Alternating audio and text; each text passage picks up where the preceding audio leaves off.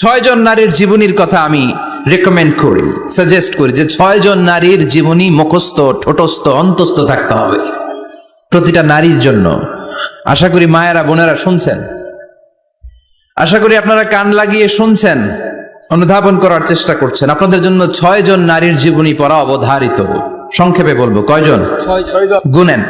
1 নম্বরে হচ্ছে হাজার, উম্মে ইসমাইল, সাইয়েদনা ইব্রাহিমের বউ, সাইয়েদনা ইসমাইল আলাইহিস সালামের আম্মা, নাম হলো হাজার। আমরা বলি বিবি হাজেরা। আমরা কি করি? হাজেরা আছে না? এই প্যান্ডেলেও হাজেরা নামে দু একজন বোন থাকতে পারে। আসলে নামটা হচ্ছে হাজার। নামটা কি? হাজার। এই হাজার হচ্ছে আপনাদের 1 নম্বর মডেল। 2 নম্বর কুখ্যাত সন্ত্রাসী ফেরাউনের বউ আসিয়া আপনাদের 2 নম্বর মডেল।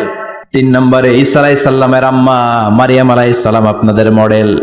বিশ্বনবীর প্রথম বউ খাদিজা আপনাদের মডেল। বিশ্বনবীর একমাত্র কুমারী বউ মা আয়েশা আপনাদের মডেল। আর বিশ্বনবীর কলিজার টুকরা সাইয়্যিদাতুনা ফাতিমা আপনাদের জন্য মডেল। সুবহানাল্লাহ পড়েন। কয়জন? 6 জন। জোরে বলেন। 6 জন। প্রথমে কার নাম বলেছি? হাজার। দ্বিতীয় আসিয়া। 3 নম্বর মারিয়াম। 4 নম্বর খাদিজা। 5 নম্বরে আয়েশা। 6 নম্বরে ফাতিমা। সুবহানাল্লাহ পড়ে। বিশ্বনবী বলেছেন কামুলা মিনার রিজালে কাসির, পুরুষদের মধ্যে কামেল পুরুষের অভাব নাই। ওয়ালাম ইয়াকমুল মিনান নিসা ইল্লা আরবা, নারীদের মধ্যে কামেল নারী হচ্ছে 4 জন। কয়জন? 4 জন। এরপরে আবার বাড়ালেন আয়েশার কথা, আবার বাড়ালেন ফাতেমার কথা, মোট হয়ে গেল 6 জন। সুবহানাল্লাহ পড়েন। মোট কয়জন? 6 জন। আসুন এই 6 জনের জীবনী থেকে একটা একটা করে শিক্ষা আমরা মনে রাখার চেষ্টা করি, তাহলে জীবন উজালা হয়ে যাবে। কয়টা করে শিক্ষা? হাজার আলাইহিস সালাম, ওনার জীবনী থেকে শিক্ষা হচ্ছে তাওয়াক্কুল আলাল্লাহ, বিপদে আপদে সবসময় ভরসা কার উপর? আল্লাহর। মাইয়া তাওয়াক্কাল আলাল্লাহি ফাহুয়া হাসবু, যে ব্যক্তি আল্লাহর উপর ভালো করে তাওয়াক্কুল করে একমাত্র আল্লাহই তার জন্য যথেষ্ট হয়ে যায়। সুবহানাল্লাহ। সুবহানাল্লাহ পড়ছেন? পড়েন সুবহানাল্লাহ। হাজার আলাইহিস সালাম, ওনার জীবনী থেকে শিক্ষা হচ্ছে আল্লাহর উপর তাওয়াক্কুল। সাইয়েদনা ইব্রাহিম আলাইহিস সালাম সাইয়্যিদাতুনা হাজারকে নিয়ে, দুধের বাচ্চা ইসমাইলকে নিয়ে মক্কার মরুজমিনের মাঝখানে রেখে আসলেন। মানুষ নাই, প্রাণী নাই, খাওয়ার পানি নাই, কোনো পশু পাখি নাই, আকাশের পাখিও নাই, কেউ নাই, একটা মাত্র পানির মশক। একটা মশকের ভেতরে সামান্য কিছু পানি। দুধের বাচ্চা ইসমাইলকে নিয়ে সাইয়্যিদাতুনা হাজার দাঁড়িয়ে রইলেন। কোনো কথা না বলে বিবি আর বাচ্চাকে রেখে চলে যাচ্ছেন। চোখের পানি ছেড়ে সাইয়্যিদাতুনা হাজার ডেকে বললেন, ইব্রাহিম একটু দাঁড়াও। কথা নাই, বার্তা নাই, কিছুই বললা না। কি আমার অপরাধ? কেন এই ধুধুমরু প্রান্তরে আমাকে দুধের বাচ্চাটারে রেখে গেলা? শুধু একটা কথাই জানতে চাইবো, এই যে আমাদেরকে রেখে পাষণ্ডের মতো তুমি চলে যাও, এটা কি তোমার নিজের ইচ্ছায় নাকি আল্লাহর ইচ্ছায়? সাইয়েদনা ইব্রাহিম কোনো কথা না বলে শুধু প্রশ্নের উত্তর দিলেন, বললেন আল্লাহর ইচ্ছায়। কার ইচ্ছায়? নবীরা নিজের ইচ্ছায় কিছু করে না, যেটাই করে করে কার ইচ্ছায়? আল্লাহর ইচ্ছায়। সাইয়্যিদাতুনা হাজার বললেন, ইযান লা ইউদাইয়ুনাল্লাহ, তোমার ইচ্ছায় যদি আমাদেরকে রেখে না যাও, আল্লাহর ইচ্ছায় যদি রেখে যাও, তাহলে আমার ভরসা আছে আল্লাহ আমাদেরকে নষ্ট হতে দিবে না, আল্লাহ আমাদেরকে কোনো কষ্ট দিবে না, আমার আল্লাহই আমার জন্য যথেষ্ট। সুবহানাল্লাহ। আপনারে মায়েরা যারা আছেন, আপনাকে আর আপনার 2 সন্তানকে নিয়ে আপনার স্বামী সিলেটের হাকালুকি হাওরের মাঝখান দিয়ে রেখে আসছে। কি করবেন? পিছনে পিছনে দৌড়াবেন, গালাগালি শুরু করবেন। যদি বলে আল্লাহর ইচ্ছায় তোমারে রেখে গেলাম, জীবনেও মানতে চাবেন না, বলবেন তোরেও বাদ দিলাম, তোর আল্লাহরেও বাদ দিলাম। আছে না নাই? কিন্তু সাইয়্যিদাতুনা হাজার কেমন নারী ছিলেন? একটা টু শব্দ করেন নাই। শুনতেছেন? কেন ইমাজিন, কল্পনা করতে পারেন? ধুধুমরু প্রান্তর, খাওয়ার কিছু নাই, পান করার কিছু নাই, কথা বলার মতো একটা মানুষ নাই, রৌদ্রের তাপ মরুভূমির বালুর উপরে এমন ভাবে পড়ে। সৌদি আরবের মরুভূমি যারা দেখেছেন, প্রচন্ড বালুর মধ্যে চাল রেখে দিলে চালগুলো মুড়ি হয়ে যায়। ওই প্রচন্ড মরুভূমির মধ্যে দাঁড়িয়ে বললেন, যদি আল্লাহর ইচ্ছা হয়, আমার আল্লাহ আমার জন্য যথেষ্ট। সুবহানাল্লাহ। ঠিকই আল্লাহ যথেষ্ট হয়েছেন। এই মহিলাকে দিয়ে মক্কা আবাদ হয়েছে। মক্কায় কোনো মানুষ থাকতো না, এখন মক্কায় গেলে জায়গা পাওয়া যায় না। প্রতিদিন 3 লক্ষ 4 লক্ষ মসজিদুল হারাম একসাথে জামাত, জুমার নামাজের দিন 5 লক্ষ 7 লক্ষ 10 লক্ষ হয়ে যায়। এতগুলো মানুষ আগে ছিল না, সব হলো সাইয়্যিদাতুনা হাজারের ইমানের ফসল। সুবহানাল্লাহ।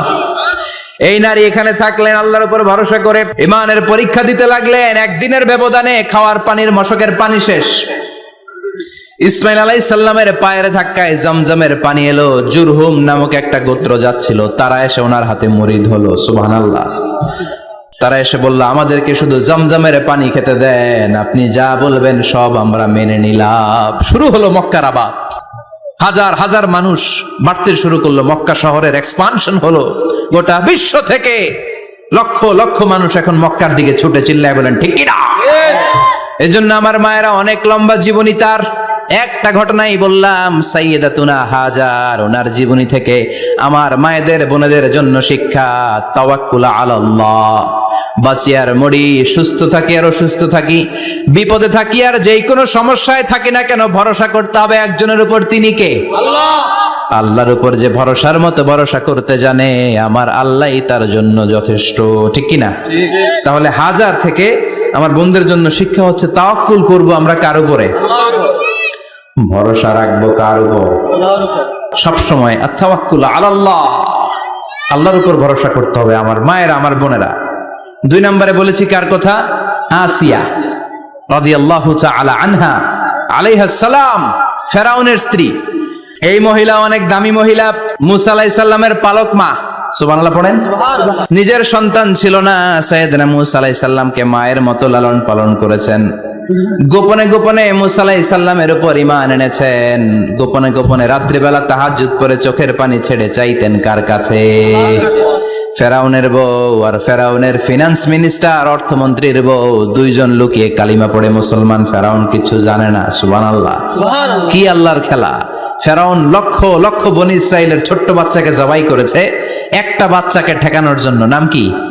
মুসা। আর ফেরাউনের ঘরে আল্লাহ মুসাকে বড় করলেন। কোন? সুবহানাল্লাহ। লুকিয়ে লুকিয়ে ঈমান আনলো। ফেরাউনের বউ আসিয়া, অর্থমন্ত্রীর বউ, 2 জন মিলে ফেরাউনের কাছে ঘটনা পৌঁছে গেল, খবর পৌঁছে গেল। ফেরাউন ডেকে পাঠালো। দুধের বাচ্চাকে নিয়ে ফেরাউনের অর্থমন্ত্রীর বউ হাজির।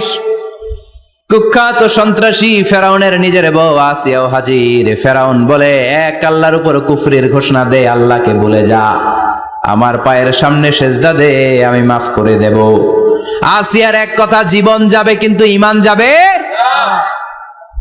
ফেরাউনের অর্থমন্ত্রীর স্ত্রীরও এক কথা, যে আল্লাহর কাছে আমরা মাথা নত করেছি, পৃথিবীর কোন শক্তির কাছে ওই মাথার নত হতে পারে না। ফেরাউন বলল, তাই নাকি? দেখি তোদের ঈমানের পাওয়ার কত বড়।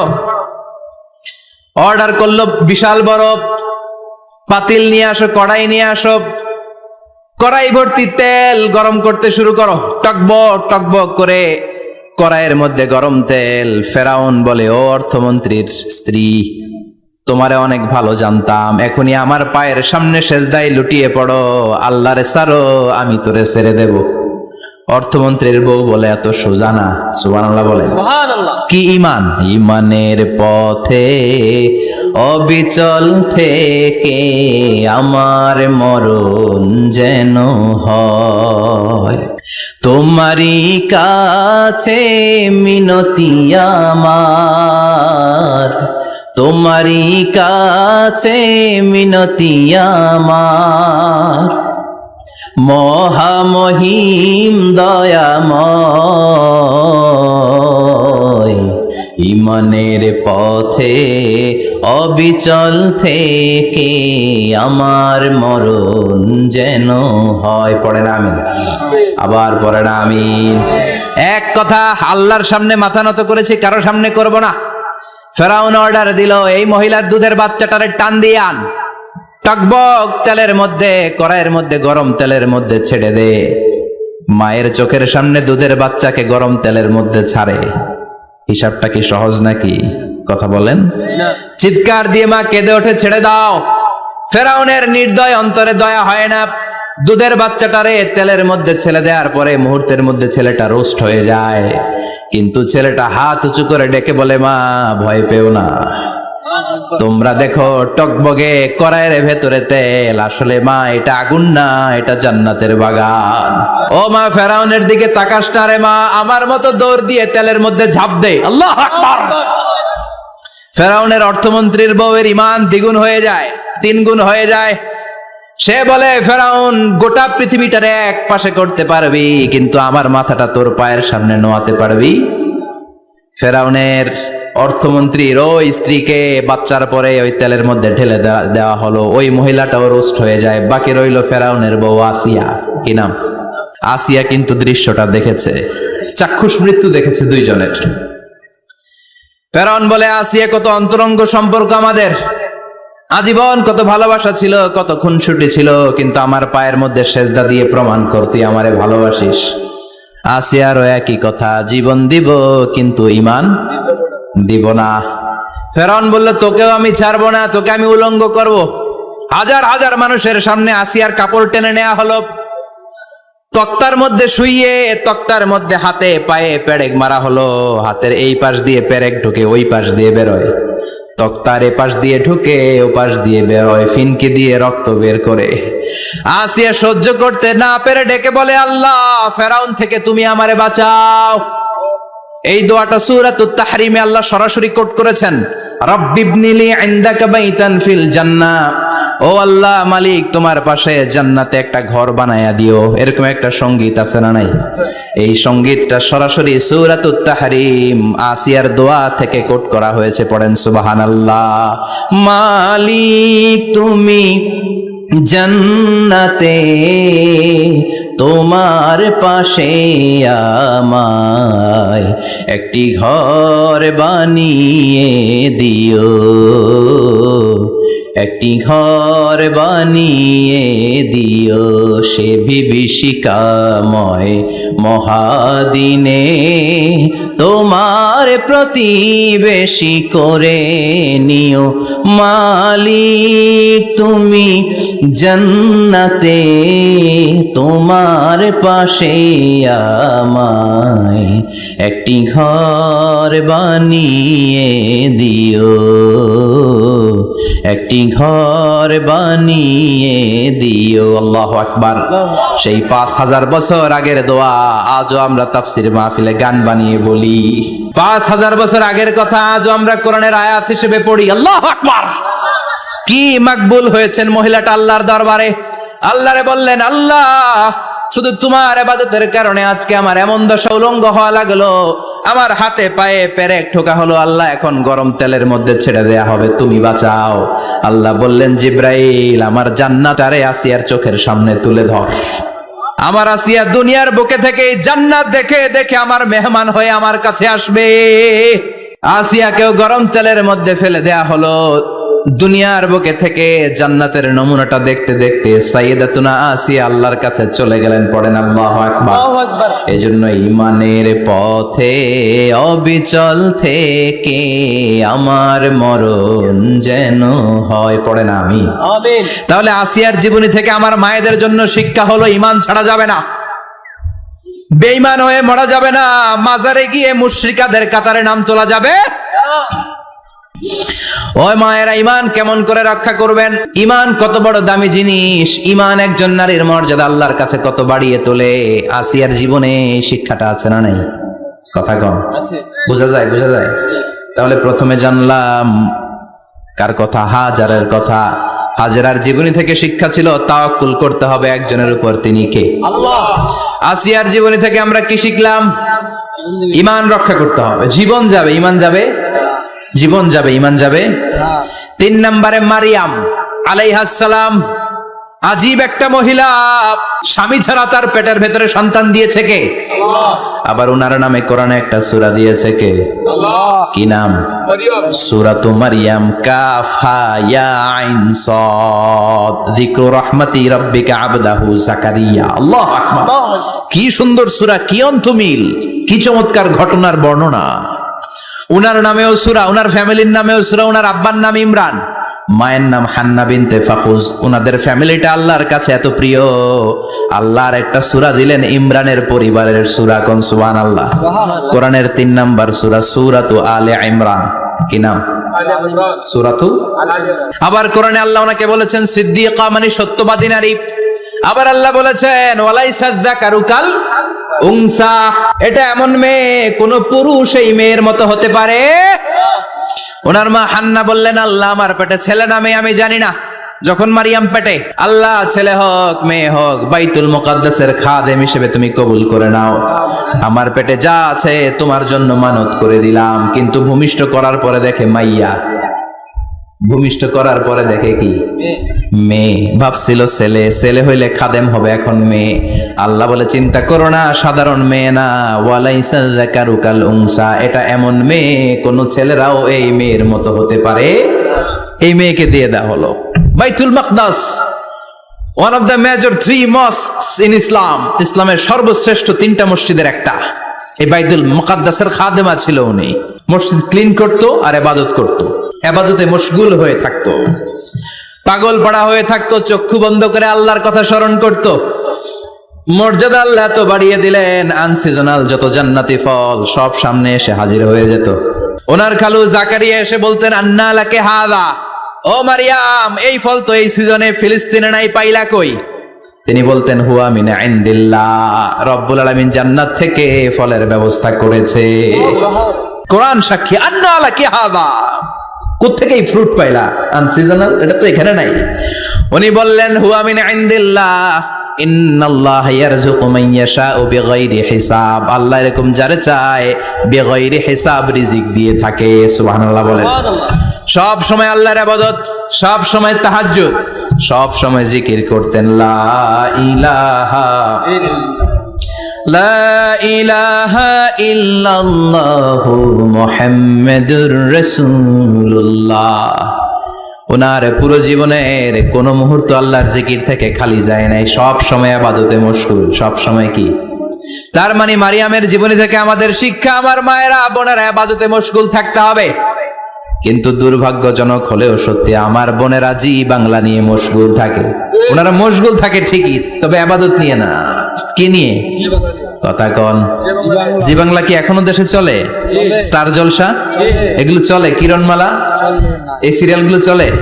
নতুন সিরিয়াল আসছে, নাম কত কয়েকটা, ওয়াজ মাহফিলে বলা লাগবে আমাদের। কি নাম, কি চলে এখন জানো না তুমি? সর্বনাশ, পাগলের মতো মহিলাগুলো বসে থাকে, রাতে দেখতে না পারলে সকালে কাজা কাফার আদায় করে। আছে না নাই? কাজা আদায় করে ফেলে সকালে।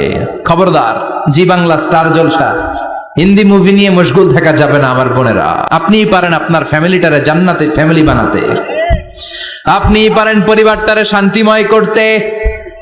নারী ভালো তো পরিবার ভালো।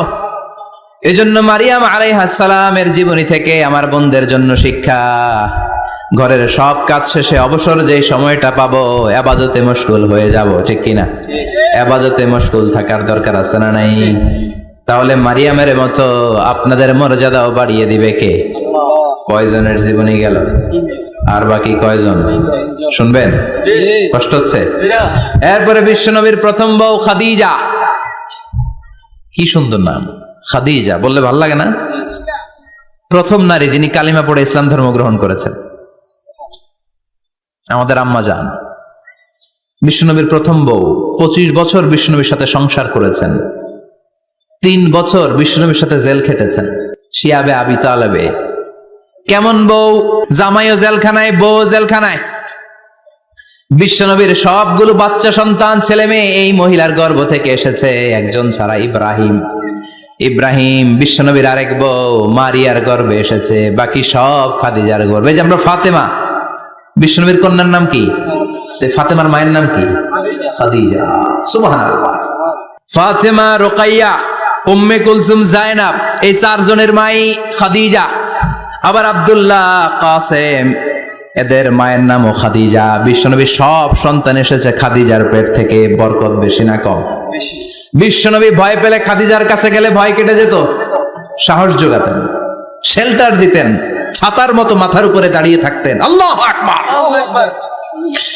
বিশ্বনবী বলতেন রুজিক তো হুব্বাহা, খাদিজার ভালোবাসা আমার অন্তরে আল্লাহ রিজিক হিসেবে দিয়েছে। আবার বিশ্বনবী বলতেন আল্লাহ যেই কিয়ামতের দিন বন্ধু বন্ধুরে চিনবে না, ভাই ভাইরে চিনবে না, কেউ কাউরে চিনবে না, ওই কঠিন দিনে আমি আমার খাদিজারে যেন ভুলে না যাই। আমার খাদিজারে যেন দেখা মাত্রই চিনতে পারি এটা আমার খাদিজা। খাদিজাকে নিয়ে মা আয়েশা একদিন একটা কটু কথা বলেছিল, ও নবী, কবে আপনার এই বুড়ি মহিলা, বুড়ি বউ খাদিজা ইন্তেকাল করেছে, তারপরে কত সুন্দরী সুন্দরী বউ আমরা এসেছি, আমগরে ভালো লাগে না? খালি বুড়ির কথা কন কেন? খালি ওই বুড়ির কথা স্মরণ করেন। আমরা আছি, আমাদের দিকে তাকান, আমরা কত সুন্দরী, আমরা কত ভালো। বিশ্বনবী রেগে গেলেন, মা আয়েশাকে এইভাবে ধরলেন। জীবনে কোনোদিন কোন স্ত্রীর গায়ে হাত তোলে নাই, শুধু ওই দিন মা আয়েশাকে এইভাবে ধরেছিলেন আর বলেছিলেন, আয়েশা খবরদার, জীবনে এই কথা বলবা না। আমার খাদিজা আমার বিপদের দিনের সঙ্গিনী, তোমরা আমার সুখের দিনের সঙ্গিনী। তোমরা কেউ আমার সাথে জেল খাটো নাই, খাদিজা আমার সাথে জেল খেটেছে 3 বছর। কয় বছর? 3 বছর। খাদিজা যখন ইন্তেকাল করলো, বিশ্বনবী কবর দিলেন, দোয়া করলেন আর কাঁদলেন। সাহাবারা দোয়া শেষে চলে যায়। আবু বকর বললেন, নবী, কবর দেয়া হলো, খাদিজাকে দোয়া করা হলো, এবার চলেন। বিশ্বনবী তবুও যান না। বিশ্বনবী বললেন, আবু বকর, তোমার মনে চাই তুমি ঘরে ফিরে যাও, আমি যাব না। আল্লাহু আকবার! কি মহিলা ছিল! বিশ্বনবীকে সবসময় আগলে রেখেছে, শেল্টার দিয়েছে, প্রতিভক্ত ছিল। খাবার নিয়ে বিশ্বনবীর জন্য এদিক সেদিক যেতেন, বিশ্বনবী না আসলে খেতেন না। বিশ্বনবীকে কলিজার চাইতো বেশি ভালোবাসতো, পতি যা বলবে তাই শুনতো। ও মায়েরা, খাদিজাতুল কুবরার জীবনী থেকে আপনাদের জন্য শিক্ষা হলো প্রতিভক্তি। কি ভক্তি? এখন প্রতিভক্তি নাই, আমরা করি নারী ভক্তি। এখন নারী নির্যাতন কমে গেছে বাংলাদেশে, বেড়ে গেছে পুরুষ নির্যাতন। কথা কন। এখন আমরা ভক্তি করা লাগে, আমরা ভক্তি না করলে ঘরে খাওয়ান নাই, এরকম ঝামেলা আছে না নাই? কথা বলেন। মায়েরা, বোনেরা, আপনার স্বামী যদি আপনার উপর নাখোশ থাকে, আপনার ইবাদত আপনাকে বাঁচাতে পারবে না। বিশ্বনবী ফাতেমাকে বললেন, ফাতেমা, তুমি বিশ্বনবীর মেয়ে হতে পারো, কিন্তু আলী যদি তোমার উপর নাখোশ থাকে, তোমার সব শেষ, সব শেষ। আবার বিশ্বনবী বললেন, আমি যদি এক আল্লাহ ছাড়া কারো সামনে মাথাটা নত করার বিধান দিতাম, এক আল্লাহ ছাড়া যদি কাউকে সেজদা করতে আমি বলতাম, আমি দুনিয়ার সব নারীদের বলতাম, স্বামীর পায়ে সেজদা দিয়ে পড়ে থাকো। কি সম্মান আল্লাহ দিলেন স্বামীকে! আপনার জান্নাত আপনার স্বামীর ভেতরেই। স্বামীকে সন্তুষ্ট করেন, স্বামীর আনুগত্য করেন, দেখবেন ফ্যামিলিটা সুন্দর হবে। আর স্বামীরা স্ত্রীদেরকে ভালোবাসেন, স্ত্রীদেরকে ভালোবাসার গল্প শোনাবেন, দামি দামি শাড়ি কিনে দিবেন, তারপরে রাত্রিবেলা গান শোনাবেন। শুধু বউয়ের গান, শালীর গান না, বাবির জন্য না, চাচাতো বোনের জন্য না, উল্টা পাল্টা জায়গায় করলে গুনাহ আছে না নাই? স্ত্রীর সাথে প্রেম নিবেদন করেন, ভালোবাসা নিবেদন করেন, সংসারটারে শান্তিপূর্ণ করে দিবে কে? তার মানে খাদিজাতুল কুবরার জীবনী থেকে শিক্ষা কি? বললা গেছি, কি শিক্ষা? প্রতিভক্তি। কি ভক্তি? স্বামীকে ভক্তি করা লাগবে, তা না হলে জান্নাত নাই। এরপরে বিশ্বনবীর একমাত্র কুমারী বউ নাম কি? আয়েশা। বিশ্বনবী বললেন, উরিতুকি ফিল মানামি সালাসা লায়াল। আয়েশা, বিয়ের আগে তোরে কিন্তু আমি 3 বার স্বপ্নে দেখছিলাম। সুবহানাল্লাহ কইবেন না? সুবহানাল্লাহ। বড্ড খুশি হয়ে গেলেন আয়েশা। এরপরে বললেন, 3 বার স্বপ্ন দেখার পরে তোমার ব্যাপারে মনের মধ্যে কেমন কেমন যেন ভালো লাগে। তারপরে একটা ছোট্ট কাগজের মধ্যে, জান্নাতি কাগজ, রেশমি কাপড়ের মধ্যে তোমার চেহারাটা এনে জিব্রাইল বললেন, দেখেন নবী কেমন লাগে? আমি কইলাম, ভালো লাগে। কার মেয়ে? আপনার বন্ধু আবু বকরের মেয়ে, বিয়ে করবেন নাকি? বিশ্বনবী বললেন, ও জিব্রাইল, তুমি যদি ঘটক হও, আল্লাহ যদি হয় কাজী, আমি মুহাম্মদ বিয়েতে রাজি। সুবহানাল্লাহ। সুবহানাল্লাহ পড়েন। সুবহানাল্লাহ। বিয়ে হয়ে গেল, কিন্তু ঘরে দামি ফার্নিচার নাই, টাকা পয়সাও তেমন নাই, কিন্তু আছে খালি সুখ। আছে কি? যেটা টাকা দিয়ে কিনা যায়, টাকা দিয়ে বাড়ি কিনা যায়, গাড়ি কিনা যায়, সুখ কিনা যায় নাকি? টাকা দিয়ে বিছানা কিনা যায়, বালিশ কিনা যায়, ঘুম কিনা যায় নাকি? কথা বলেন। এজন্য সুখ দেওয়ার মালিক কে? দোকানে সুখ পাওয়া যায়? সুখ দেওয়ার মালিক একজন, তিনি কে? মা আয়েশা একমাত্র কুমারী বউ, আদর করে তিনি ডাকতেন হুমায়রা, আবার মাঝে মাঝে ডাকতেন ইয়া আয়েশু। আয়েশা না, আয়েশু সংক্ষেপ। এত ভালোবাসতেন মা আয়েশাকে। মা আয়েশা গ্লাসের যেই জায়গা দিয়ে পানি খেতেন, বিশ্বনবী ওই জায়গায় মুখ লাগিয়ে পানি খেত। মা আয়েশা গোশতকে হাড্ডি ফেলে দিলে বিশ্বনবী ওই হাড্ডিটা নিয়ে চষতে শুরু করে দিত। সুবহানাল্লাহ। এক বালতি থেকে পানি নিয়ে 2 জনে গোসল করত।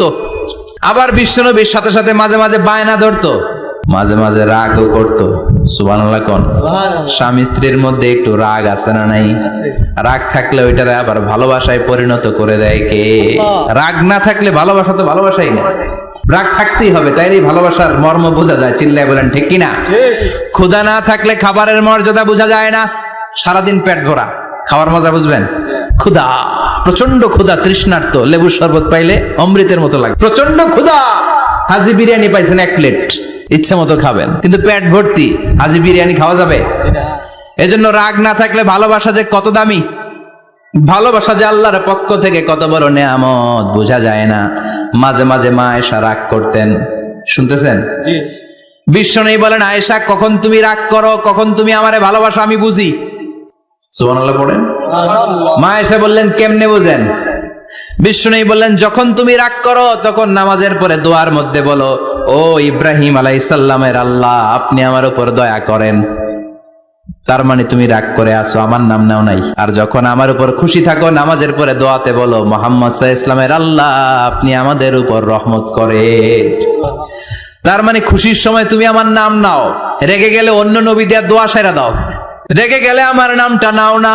মা আয়েশা বলে, নবী গো, আমি তো শুধু নামটাই মুখ দিয়ে নেই না, কিন্তু কলিজা থেকে তো আপনারে বাদ দিতে পারি না। আল্লাহু আকবার! কি ভালোবাসা! মা আয়েশা বলতেন, আমি যখন বিশ্বনবীর সাথে শীতের রাতে এক ল্যাপের নিচে ঘুমাতাম তখনও জিব্রাইল ওহী নাজিল করত। সুবহানাল্লাহ নাই? সুবহানাল্লাহ। কোন স্ত্রীর সাথে অন্তরঙ্গ বসবাসের সময় কোরআনের ওহী নাজিল হতো না। একমাত্র মা আয়েশার সাথে যখন এক বিছানার এক ল্যাপের নিচে দুইজন শুয়ে আছে, কোরআনের আয়াত নাজিল করছে কে? আবার মা আয়েশা বলছেন, আমার কারণে ও মুসলিম উম্মাহ তোমরা তায়াম্মুমের বিধান পেয়েছো। ফাতায়াম্মামু সাঈদান তাইয়্যিবা। মা আয়েশা একটা যুদ্ধে গিয়েছিলেন, যুদ্ধ থেকে ফেরার পথে মা আয়েশার গলার লকেট নাই। মাঝে মাঝে হয় না, মহিলা গলার লকেট পায় না, পুরা বাড়ি আগুন করে ফেলাইছে, লকেট নাই, লয়ে গেল রে, নিয়ে গেল রে, হারাইলাম রে। মা আয়েশার লকেট নাই। লকেট হারানোর পরে মা আয়েশা কান্নাকাটি। বিষ্ণু বললেন, থামো। অনেকক্ষণ থামার পরে লকেট খুঁজে পায় না, সবাই খোঁজাখুঁজি, লকেট কই, লকেট কই, লকেট খুঁজে পায় না। ওদিক দিয়ে মাগরিবের নামাজের সময়ও শেষ, নামাজের সময় শেষ। আর যেই জায়গায় লকেট খোঁজার জন্য থামা হয়েছে ওই জায়গায় আবার পানি নাই, পানি সামনে, পানির দিকেও যেতে পারে না, লকেটও খুঁজে পায় না, নামাজও পড়া যায় না। সব সাহাবীরা মিছিল শুরু করছে, আবু বকর রে ধর, ধর, ধর, আবু বকর রে ধর। আবু বকরের মেয়ের কারণে নামাজ আমাদের চলে যাচ্ছে। সাইয়েদনা আবু বকর ঘটনা বেসামাল দেখে আয়েশার কাছে গেল, যে দেখে বিশ্বনবী মা আয়েশার কোলের মধ্যে, ল্যাপের মধ্যে মাথা দিয়ে শুয়ে আছে। রাগের চোটে বুখারীর বর্ণনা, আঙ্গুল নিয়ে মা আয়েশার পেটের মধ্যে দিল এক খোঁচা। লকেট হারাইলি কেন? তোর জন্য বাইরে মিছিল চলে, তোর জন্য বাইরে সব সাহাবারা বলে নামাজ পড়তে হবে, সময় নাই। ও আবু বকর, আপনার মেয়ের কারণে এই কাণ্ড। খাসরা মানে কুমর। আবু বকর মা আয়েশার খাসরাতে এত জোরে গুতা মেরেছেন, মা আয়েশা বললেন, এই গুতার কারণে আমি অনেক দূরে চলে যাওয়ার কথা ছিল ব্যথার চোটে, কিন্তু যাই নাই, কারণ কোলে কে? কোলের মধ্যে বিশ্বনবীর মাথা, নড়ে গেলে বিশ্বনবীর ঘুম ভেঙে যাবে, ব্যথাটা হজম করেছি, নড়ি নাই। আল্লাহ তখন আয়াত নাজিল করলেন, ফালাম তাজিদু মাআন ফাতায়াম্মামু সাঈদান তাইয়্যিবা। ও সাহাবারা, মিছিল বন্ধ করো। কোন নারীর বিরুদ্ধে মিছিল করো? এই নারীর সাথে তো বিয়ে আমি সরাসরি বিশ্বনবীর দিয়েছি। যাও, ওজুর জন্য টেনশনে ছিলা, টেনশনের দরকার নাই। আয়েশার কারণে আজকে নতুন করে একটা বিধান দিলাম, আজ থেকে যদি ওজুর পানি না পাওয়া যায়, বালুর মধ্যে 2 হাত বাড়ি মেরে তায়াম্মুম করো, নামাজ পড়ে নাও, কবুল করে নিবে কে? এই মা আয়েশার লকেট হারানোর কারণে তায়াম্মুমের বিধান নাজিল হয়েছে। কোন সুবহানাল্লাহ। সে বলতেন, ও উম্মতেরা, জেনে রাখো, এই যে তায়াম্মুম করো, এটা কিন্তু আমার কারণে পাইছো। সুবহানাল্লাহ কোন? সুবহানাল্লাহ। আবার মা আয়েশা বলতেন, আমার কোলে মাথা রেখে বিশ্বনবী শেষ নিঃশ্বাস ত্যাগ করেছে, আবার আমার ঘরের মধ্যেই বিশ্বনবীর কবর। সুবহানাল্লাহ। বিশ্বনবীর কবরটা কিন্তু মা আয়েশার ঘরের মধ্যে। এখনো বিশ্বনবীর কবর যেই জায়গায়, এই জায়গায় মা আয়েশার ঘর ছিল। সুবহানাল্লাহ কোন? 2210টি হাদিস বর্ণনা করেছেন। কত? কথা কয় না, 2210টা। ফ্যামিলির হাদিস বর্ণনার জন্য মা আয়েশাকে আল্লাহ তাআলা বিশ্বনবীর ট্যাপ রেকর্ডার বানিয়ে পাঠিয়েছেন। যাই বিশ্বনবী বলতেন ট্যাপ রেকর্ডের মতো রেকর্ড করে সব সাহাবীদের কাছে বর্ণনা করতেন। কত কবিতা উনি নিজে জানতেন, নিজেই জানে না। কত মাসালা যে জানতেন তার কোনো হিসাব নাই। ইলমুল ফারায়েজ, বাপ মরলে ছেলে মেয়ে থাকলে কে কতটুকু সম্পদ পাবে, মা আয়েশার চেয়ে এই বিধান মদিনায় কেউ জানতো না। বিশ্বনবীর ইন্তেকালের পরে সাহাবাদের মধ্যে কোনো মাসালা নিয়ে কনফিউশন হলে সব সাহাবারা আম্মা জান আয়েশার কাছে এসে সলিউশন নিয়ে যেতেন। সুবহানাল্লাহ কোন। বিশ্বনবী যা বলেছেন সব মুখস্থ রেখেছেন, সব জ্ঞানের কথা ছড়িয়ে দিয়েছেন, সব সময় পড়াশোনা করতেন। সুবহানাল্লাহ। তার মানে মা আয়েশার জীবনী থেকে আপনাদের জন্য শিক্ষা হচ্ছে জ্ঞানার্জন, জ্ঞানানুরাগী হতে হবে। কি হতে হবে? জ্ঞানানুরাগী। বুখারীর বঙ্গানুবাদ পাওয়া যায়, কোরআনের বঙ্গানুবাদ পাওয়া যায়, ইসলামিক অনেক ভালো ভালো রাইটারের বই পাওয়া যায়, ঠিক কিনা? এগুলো পড়ার দরকার আছে না নাই? অনেকে বলে হুজুর আমার ছেলেটা মোবাইল ছাড়া কিছু বোঝে না। কি কয়? মোবাইল ছাড়া কিচ্ছু বোঝে না। হুজুর মোবাইল দিলে ঠান্ডা, মোবাইল নিলে কান্দে, এরকম আছে না নাই? এর কারণ হাজব্যান্ড ওয়াইফ দুইটার কাছে সবসময় মোবাইল। কথা কন। বাবার কাছেও মোবাইল, মায়ের কাছেও মোবাইল, তো ছেলে মোবাইলের জন্য কাঁদবে না তো কি করবে? বাবার হাতেও যদি বই থাকে, মায়ের হাতেও যদি বই থাকে, ছেলে মোবাইল চাবে নাকি? ছেলেও চাবে বই, ছেলে চাবে কি? কথা বুঝতে পেরেছেন? এই জন্য জ্ঞান অনুরাগী হতে হবে মা আয়েশার মতো। মা আয়েশা 2210টা হাদিস মুখস্থ করেছে, আপনি কয়টা করছেন? উনি পারলে আপনি পারবেন না কেন? মায়েরা শুনতেছেন তো? আশা করি আপনারা শুনতেছেন। তাহলে মা আয়েশার জীবনী থেকে আমরা শিক্ষা পেলাম জ্ঞান চর্চা করতে হবে। সর্বশেষ কোন নারী? কথা কন। ফাতিমা রাদিয়াল্লাহু তাআলা আনহা, বিশ্বনবীর কলিজার টুকরা। চাচাতো ভাই আলীর সাথে বিয়ে হলো। আলী যখন প্রস্তাব দিল ফাতেমার কাছে, যে বলে ও ফাতেমা রাজি আছো কিনা, চুপচাপ কথা কয় না। বিশ্বনবী বুঝলেন রাজি, দুইজনকে বিয়ে পড়িয়ে দিলেন। বিয়ে পড়িয়ে দুইজনকে দাঁড় করিয়ে দিয়ে বিশ্বনবী ওযু করলেন। ওযু করার পরে সামান্য কিছু ওযুর পানি ছিল আলীর মাথার মধ্যে ছিটিয়ে দিলেন, বরকতের পানি। সুবহানাল্লাহ কইবেন না? সুবহানাল্লাহ।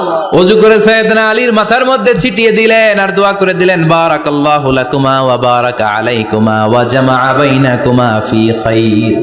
আল্লাহ তোমাদের দুইজনকে বরকত দিয়ে দাম্পত্য জীবন শুরু করার তৌফিক দান করুক।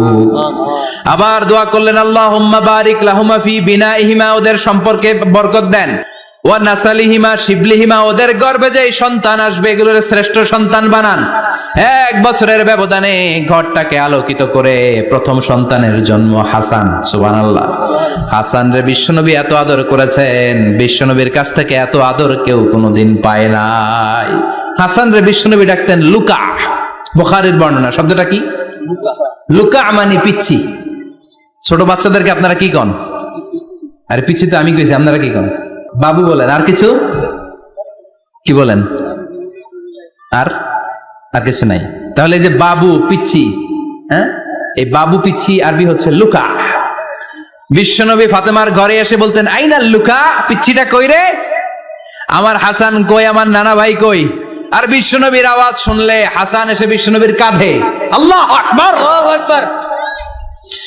বিশ্বনবী বলতেন, ফাতেমা আমার কলিজার টুকরা, যে ফাতেমারে কষ্ট দেয় সে আমারে কষ্ট দেয়, ফাতেমারে আনন্দ দেয় মানে আমি বিশ্বনবীরে আনন্দ দেয়।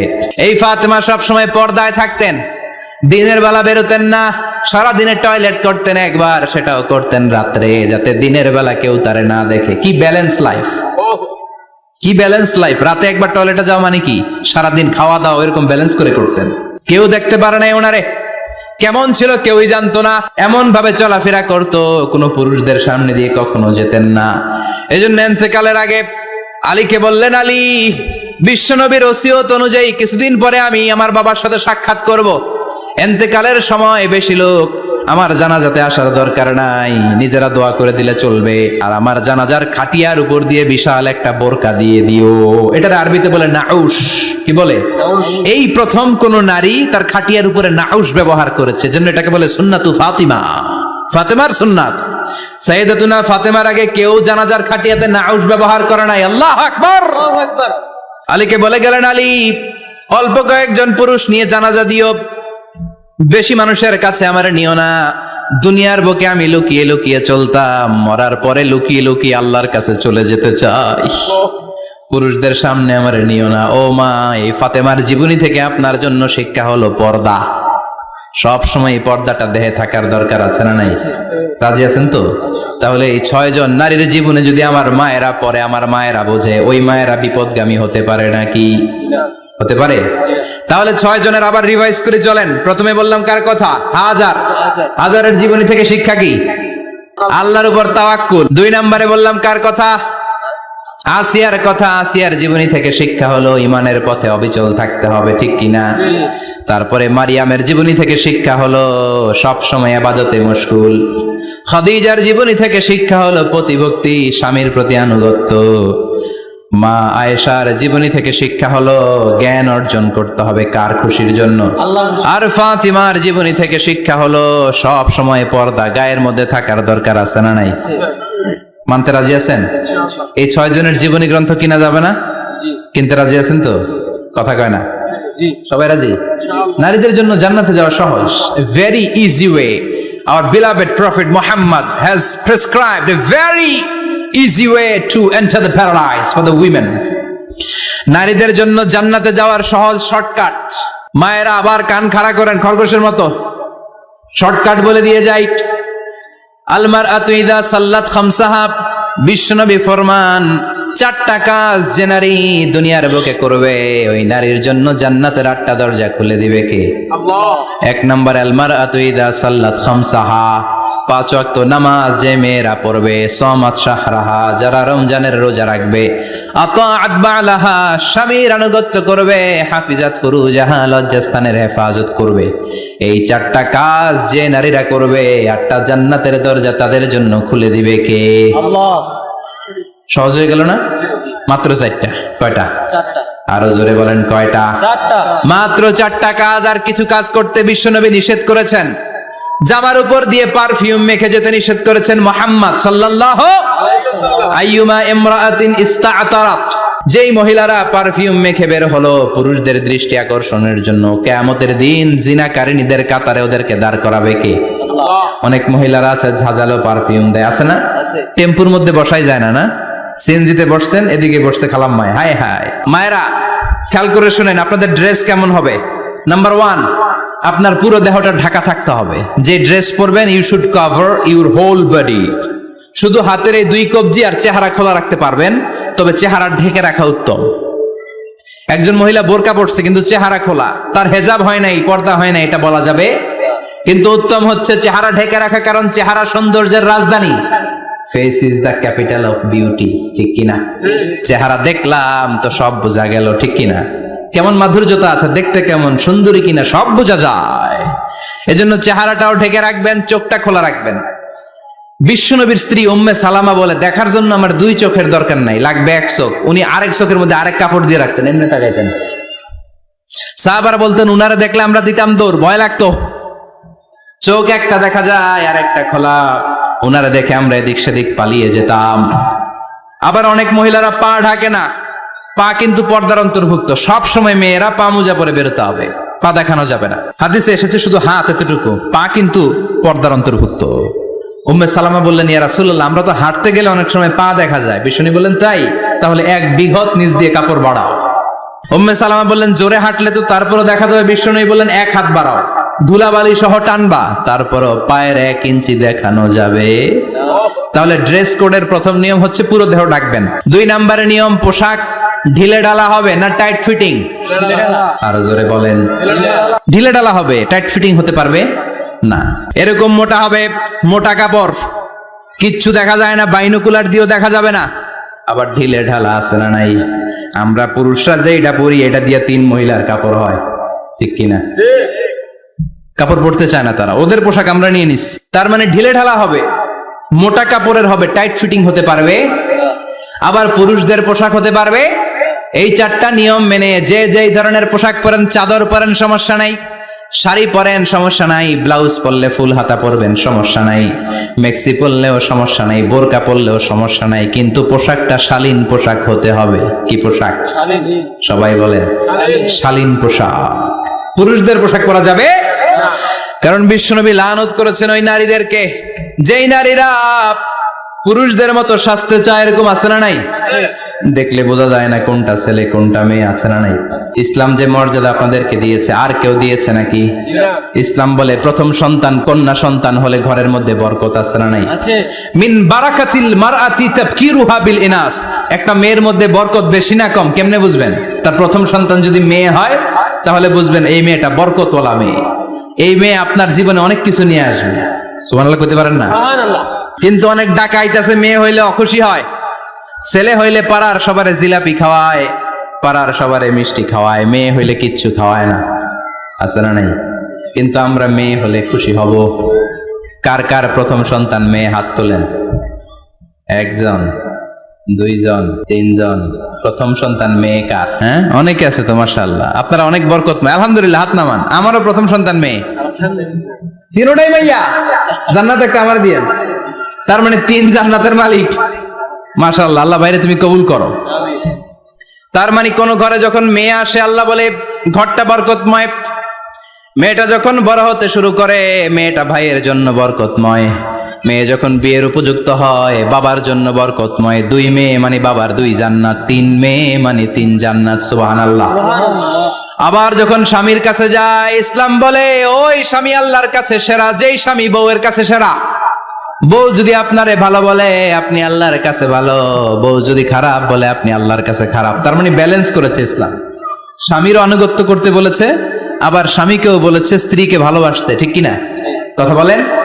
ইসলাম বলে তোমার হাত যদি বউয়ের হাতের সাথে মিলাও 2 হাতের সগীরা গুনাহ মাফ করে কে? স্ত্রীর দিকে যখন তাকাও তোমার চোখের সগীরা গুনাহ মাফ করে কে? প্রতি মাসে মাসে স্ত্রীর কাপড় চোপড় আর কসমেটিক্স কেনার জন্য যে টাকাটা দাও এই টাকাটা সদকা হিসেবে কবুল করবে কে?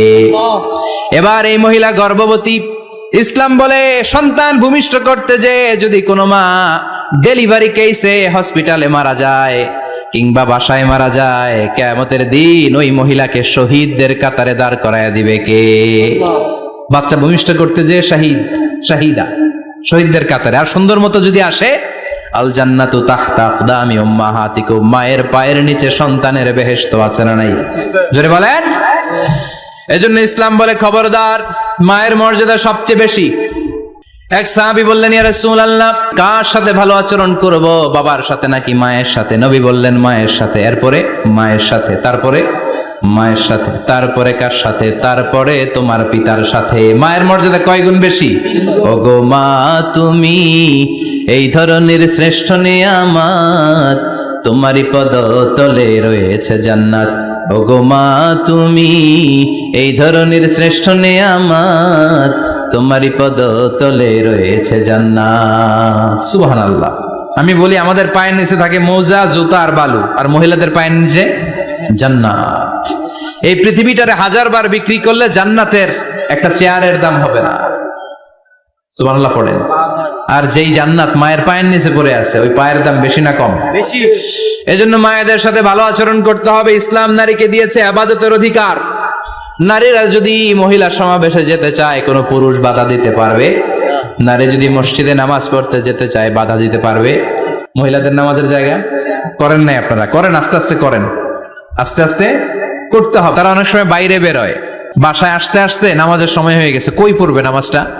মসজিদে সুযোগ করে দেন, মসজিদে পড়বে। তবে ঘরে পড়া উত্তম, ঘরে পড়লে বেশি সওয়াব। সুবহানাল্লাহ।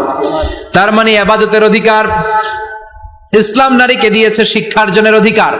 আপনার ছেলেকে স্কুলে পাঠান, শুধু ছেলেকে নয়, আমরা বলি আপনার ছেলেকেও পাঠান, মেয়েকেও পাঠান, ঠিক কিনা? আপনার ছেলেকে মাদ্রাসায় পাঠান, মেয়েকেও পাঠান। শিক্ষা সবার জন্য। বিষ্ণু বলেছেন আল্লিমু বানাতাকুম সূরাতান নূর, তোমরা তোমাদের মেয়েদেরকে সূরা নূর শিখাও। কোন সূরা? সূরা নূর। কথা কোন? ও আমার মায়েরা, আপনাদের জন্য রব্বুল আলামিন সব হকের কথা সূরাতুন নূরে বলেছে। আল্লিমু বানাতাকুম সূরাতান নূর, তোমরা তোমাদের নারীদেরকে সূরাতুন নূর শিক্ষা দাও। ও আমার মায়েরা, আজ থেকে সূরাতুন নূরের অর্থ পড়বেন, তাফসীর পড়বেন, ঘরটারে বরকতময় করে দিবে কে? আপনাদের আছে মোহরানার অধিকার। বিয়ে করলে পুরুষ মোহরানা পাবে না, দিবে। কিন্তু আমরা এতগুলা টাকা নিয়ে আসি, ডাকাইত, আছে না নাই? সারা জীবন মেয়েটারে লালন পালন করলো, একটা মেয়ে হলো একটা বাবার কলিজা। মেয়ে দিয়ে দিল মানে বাবা কলিজা ছিঁড়ে দিল, আর কি চাস? ডাকাত, ফকির কোথাকার। খবরদার, বিয়ের মধ্যে 1 টাকা যদি তুমি যৌতুক খাও, কিয়ামতের দিন আল্লাহ তোমারে ছাড়বে। যৌতুকের সাথে ইসলামের কোনো সম্পর্ক, যৌতুকের সাথে সম্পর্ক। যৌতুক খেলে ডবল গুনাহ। যৌতুক খাওয়া ততটা অপরাধ, কুকুরের গোশত খেলে যত অপরাধ এর চেয়ে বেশি অপরাধ।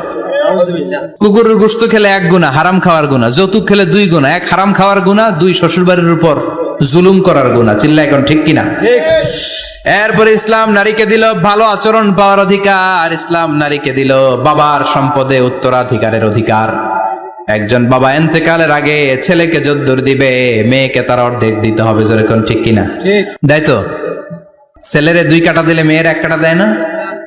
কদ্দুর দেয়? দেয় না। হ্যাঁ, ডাকাইত। ওই যে কয় ডাকাইত, আবার কয় সুবহানাল্লাহ, নাউজুবিল্লাহ কও বেটা। ছেলেকে যদ্দুর দিবেন, মেয়েকে অর্ধেক। ইউসিকুমুল্লাহু ফি আওলাদিকুম লিযযাকারি মিসলু হাযযিল উনসায়াইন। ও আমার বাবারা, সম্পদ হলো হাতের ময়লা, আপনি চলে যাবেন, সম্পদ থেকে যাবে। ছেলেরে যদ্দুর দিবেন, মেয়েরে অর্ধেক। কার কথা মানতে রাজি আছেন তো? একজন প্রশ্ন করেছে যে অনেক মেয়েরা ডিজাইন করা বোরকা পরে, এত ডিজাইন করে যে তাকিয়ে থাকতে মনে চায়। মানে বোরকা পরার কারণে আরো বেশি তাকায় থাকতে মনে আছে, এরকম ঝামেলা আছে না? নাই না, এরকম ঝিলিমিলি বিভিন্ন ধরনের ডিজাইন করা, অতিমাত্রায় ডিজাইন, যেটা মানুষের দৃষ্টি আকর্ষণ করতে পারে, এরকম বোরকা পরা যাবে না। বোরকা হতে হবে ঢিলে ঢালা, বোরকা হতে হবে মোটা কাপড়ের, বোরকা হতে হবে আপনার সেফ গার্ড। ওই বোরকায় যদি আপনার সর্বনাশের কারণ হয়, তাহলে তো এই বোরকা দিয়ে কোনো লাভ নেই। চিল্লা এখন ঠিক কিনা? আমার বোনেরা, আপনাদের জন্য যা বলেছি কিফায়া, নাকতাফি বিহাদাল কদর, এতটুকুই আমি যথেষ্ট মনে করি। এজন্য 6 জন নারীর জীবনী আমাদেরকে জানতে হবে, আমাদেরকে হেজাব পালন করতে হবে আমাদের সিকিউরিটির জন্য। ইসলাম আমাদেরকে যে অধিকার দিয়েছে কেউ দেয় নাই। ইসলাম যে বিধান দিয়েছে আমাদের ভালোর জন্যই দিয়েছে, ঠিক কিনা? আল্লাহ আমাদের সবাইকে কথাগুলো বোঝার ও আমল করবার তৌফিক দান করুক। আমরা পড়ি আমিন।